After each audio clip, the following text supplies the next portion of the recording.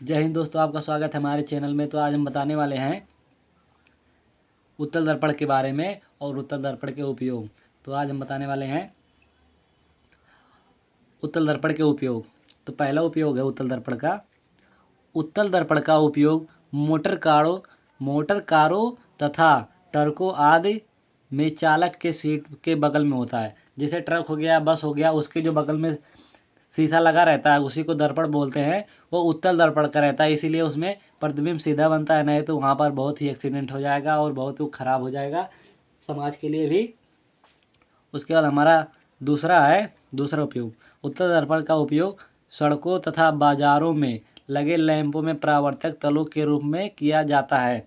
उत्तल दर्पण का उपयोग सड़कों तथा बाजारों में लगे लैंपों में परावर्तक तलों के रूप में किया जाता है। जो सड़क के किनारे जो रात में लाइट जलता है उसी को यहाँ पर बताया गया है, लैंपों में परावर्तक तलों के रूप में किया जाता है। और तीसरा हमारा है सीधा प्रतिबिंब देखने के लिए उत्तल दर्पण का उपयोग किया जाता है। सीधा प्रतिबिंब देखने के लिए उत्तल दर्पण का उपयोग किया जाता है। उसके बाद हमारा है अवतल दर्पण।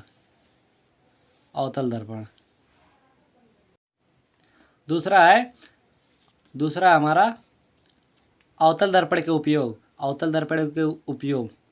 चेहरे को सीधा देखने तथा दाढ़ी बनाने में अवतल दर्पण का उपयोग किया जाता है। जैसे हमारे घरों में जो शीशा रहता है वहाँ पे सीधा चेहरा बनता है, और जो दाढ़ी बनाया जाता है उसमें भी अवतल दर्पण का उपयोग किया जाता है। जो शीशा रहता है, नहीं तो उधर जो जो नाई होगा वो ऐसे करेगा, इधर से कट जाएगा, इसीलिए वहाँ पे भी अवतल दर्पण का उपयोग किया जाता है। और उसके बाद हमारा दूसरा है डॉक्टरों द्वारा नाक, कान और गले की चिकित्सा, यानी कि जो रोगी होगा उसका देखभाल करेंगे डॉक्टर, उसमें भी अवतल दर्पण का उपयोग किया जाता है।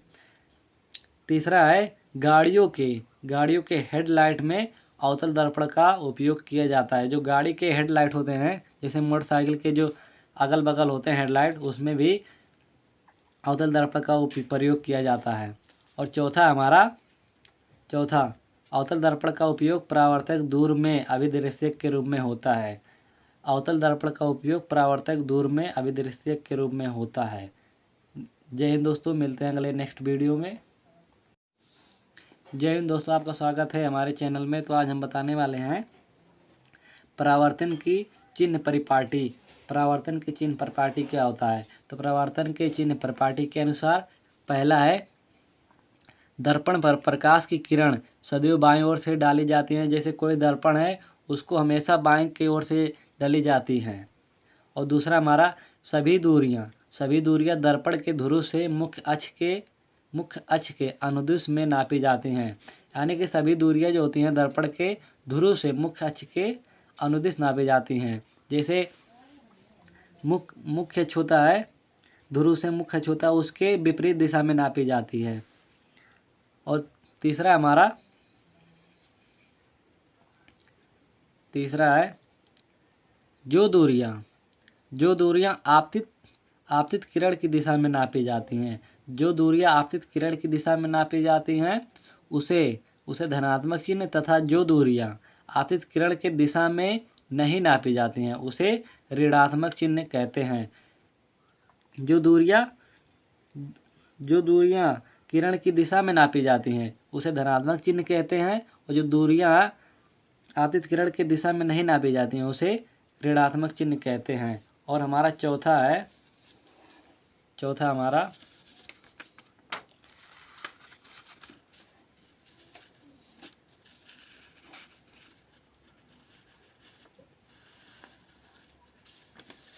हमारा वस्तु तथा प्रतिबिंब के लिए मुख्य अक्ष से ऊपर की ओर धनात्मक तथा मुख्य अक्ष के नीचे की ओर ऋणात्मक चिन्ह की ओर जाती है, जिसे चिन्ह परिपाटी कहते हैं। उसके बाद हमारा अगला टॉपिक है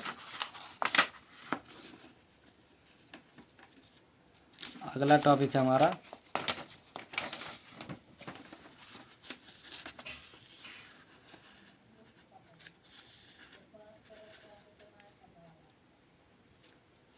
नोट में जो नोट है, अवतल दर्पण की फोकस दूरी, अवतल दर्पण की फोकस दूरी ऋणात्मक होती है, जबकि उत्तल दर्पण की फोकस दूरी ऋणात्मक नहीं, सॉरी गाइस, उत्तल दर्पण की फोकस दूरी धनात्मक होती है, अवतल दर्पण की फोकस दूरी ऋणात्मक होती है। तो दर्पण का जो सूत्र है, दर्पण का सूत्र मिरर्स फार्मूला अवतल तथा उत्तल दर्पण दोनों के लिए ये कॉमन है। 1/F बराबर 1/U plus 1/B, 1/F upon F is equal to 1/B plus 1/U, जहाँ जो F हमारा है वो दर्पण की फोकस दूरी है, F जो है दर्पण की फोकस दूरी है, और जो U हमारा है ध्रुव से यानी कि पोल से वस्तु की दूरी है, और जो B है हमारा, जो B है हमारा वो ध्रुव से प्रतिबिंब की दूरी है, B है जो ध्रुव से प्रतिबिंब की दूरी है। उसके बाद हमारा नेक्स्ट टॉपिक है, इसी में हमारा नेक्स्ट टॉपिक है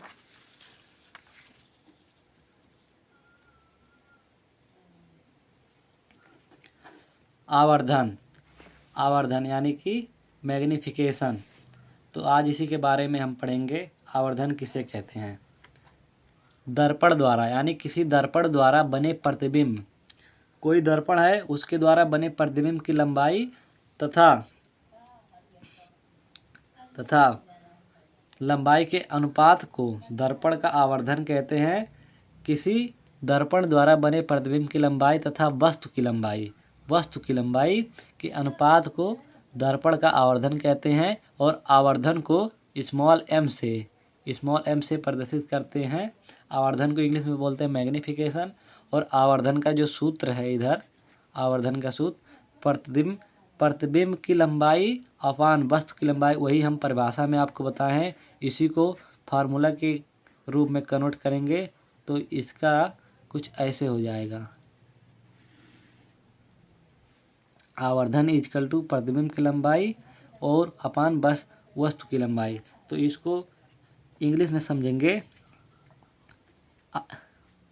आवर्धन को स्मॉल एम से प्रदर्शित करते हैं जिसको मैग्निफिकेशन बोलते हैं, बराबर आई मतलब इमेज मतलब वही प्रतिबिंब होता है, और बट्टे में ओ यानी कि ऑब्जेक्ट यानी कि वस्तु, या इसको हम ऐसे भी लिख सकते हैं, एम बराबर -B अपान U, यानी कि जो B होता है हमारा वो प्रतिबिंब की लंबाई होता है, और जो U होता है वो वस्तु की लंबाई होता है। इसको ऐसे भी हम लिख सकते हैं। ये दोनों फार्मूला कहीं पर ये काम आएगा, कहीं पर ये काम आएगा, और कहीं पर ये फार्मूला काम आएगा। तो दोनों फार्मूलों को हम नज़र में रखते हैं। उसके बाद हमारा नेक्स्ट टॉपिक होगा, दर्पण के सूत्र के आधार पर न्यूमेरिकल लगाएंगे। मिलते हैं अगले वीडियो में।